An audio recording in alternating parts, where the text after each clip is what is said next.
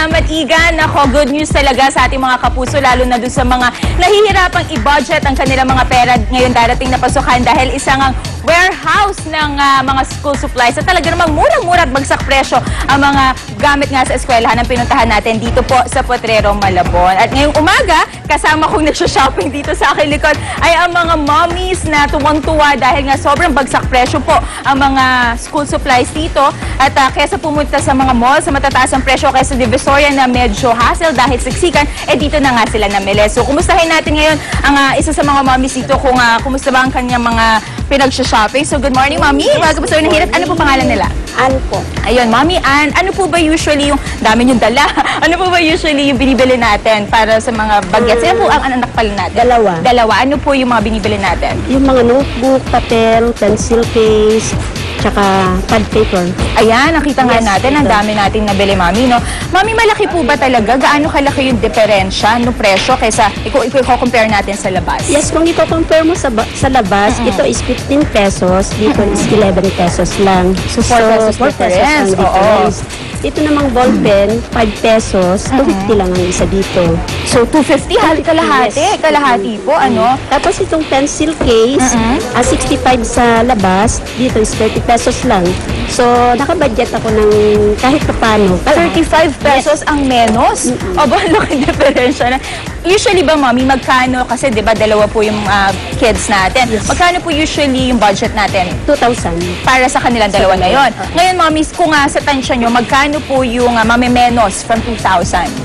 I think mga 800 or 1,000. Ang mamimenos? Yes. So, savings nyo na po yung 800 Yung 1,000. 1,000 na yun. Opo. Saan nyo naman po balak gamitin yun? Sa mga uniform nila, Ayun. uniform, medyas. Oo, kumbaga laking tulong talaga, Yes, no, Mami.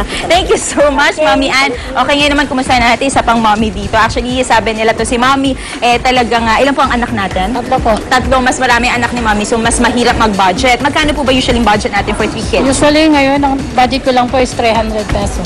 300 for Opo. 3 kids? So parang Opo. lumalabas 100 each lang. Pero Opo. paano po natin pinagkasya ngayon dito sa pamimili natin? Ang ano ko, 50 live sa grade 1 ko, ay sa grade 2. Tapos 80 live sa first year saka fourth year.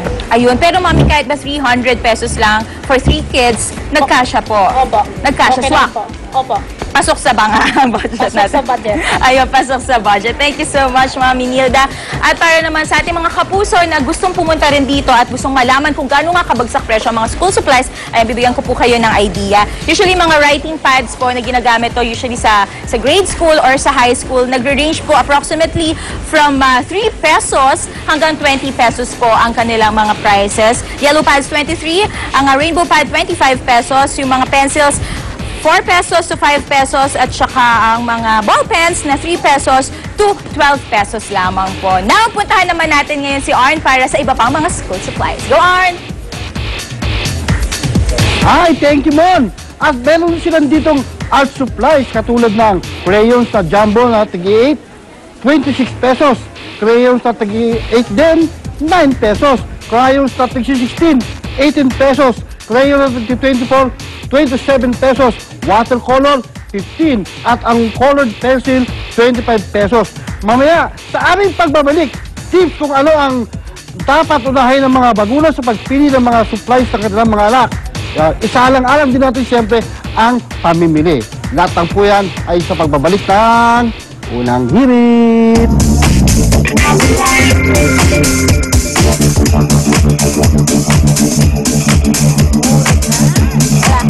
Yan ang mura dyan. Tara na. At ito nga mga kapuso, ito makinig po tayo. Nagbabadyang maging maulan ang mga susunod na araw dahil po sa papalapit na bagyong si Chete. O yan, kaya naman tingnan natin kung handa na ba ang mga paaralan para sa pagdating ng maulan na pasukan. Nasa Dampalit Elementary School sa Malabon, si Drew. Drew. Kamusta ka na? Good morning, Connie. Good morning, Miss Sue. Happy birthday. Thank you.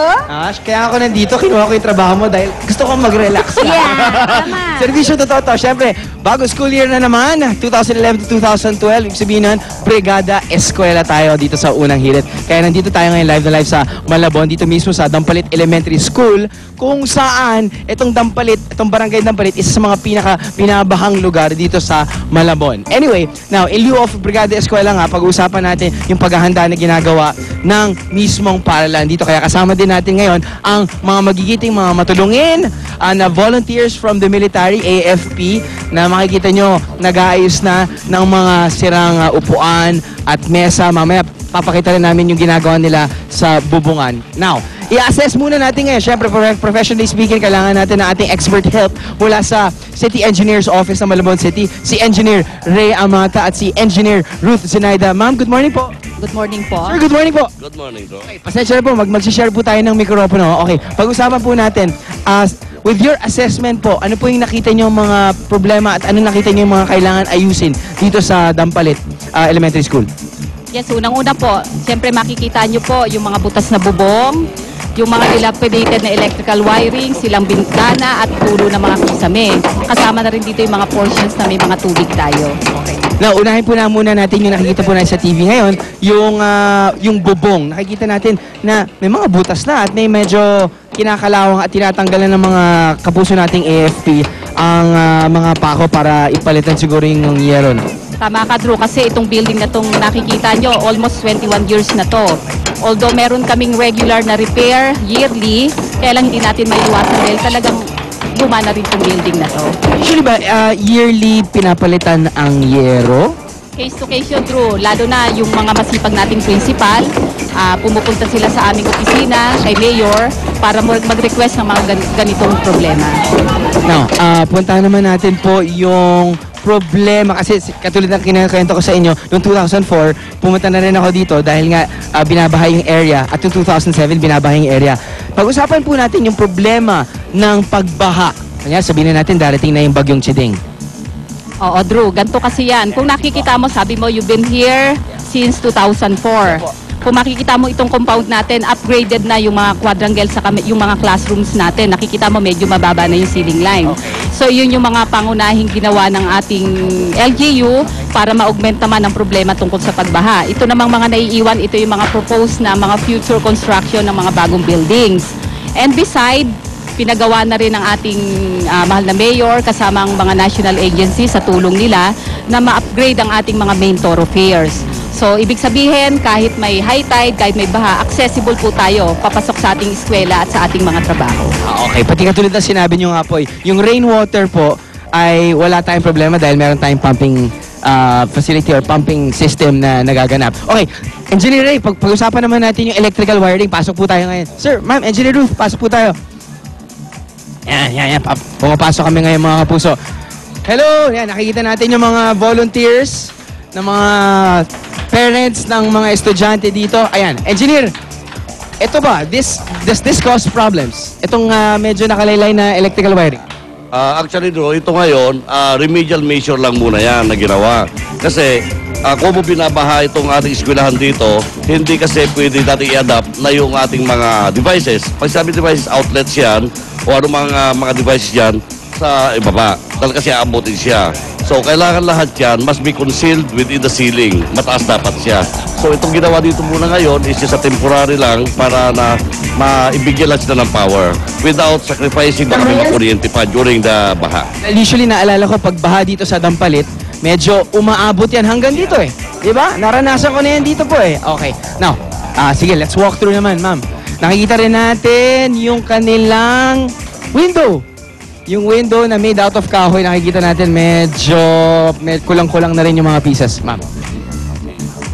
So, yan po yung mga ipe-prepara natin bago magpasukan na mas ayos talaga at maging ready tayo para sa dadating na June 6 na pasukan. So, pagdating sa June 6, ayos na yan. Ayan, okay, akit naman tayo ngayon. Nagmamadali tayo dahil wala na rin po tayong oras. Exercise na rin tayo. Ayan, nakikita rin natin, medyo inangat na rin nila to, no? Para at least